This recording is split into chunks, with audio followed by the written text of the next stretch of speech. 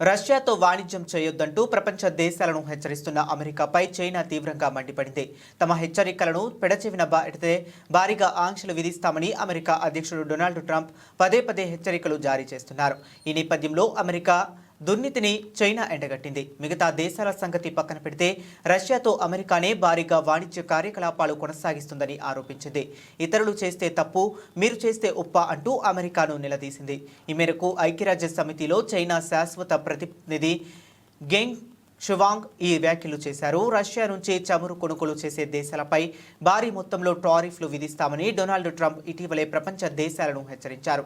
దీనిపై Geng Shuang స్పందిస్తూ మిగతా దేశాల కన్నా అమెరికానే ఎక్కువగా రష్యాతో వ్యాపారం చేస్తుందని ఆరోపించారు. ఉక్రెయిన్కు కానీ రష్యాకు కానీ తాము ఆయుధాలు సరఫరా చేయలేదని ఈ సందర్భంగా గెంగ్ షువాంగ్ స్పష్టం చేశారు.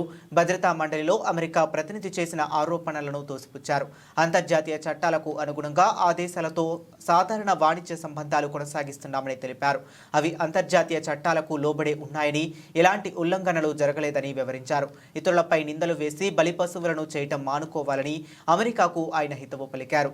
ఉక్రెయిన్ సంక్షోభానికి ముగింపు పలకటానికి ఇదే సరైన సమయమని, రష్యా ఉక్రెయిన్ మధ్య కాల్పుల విరమణకు కృషి చేయాలని ట్రంప్కు సూచించారు.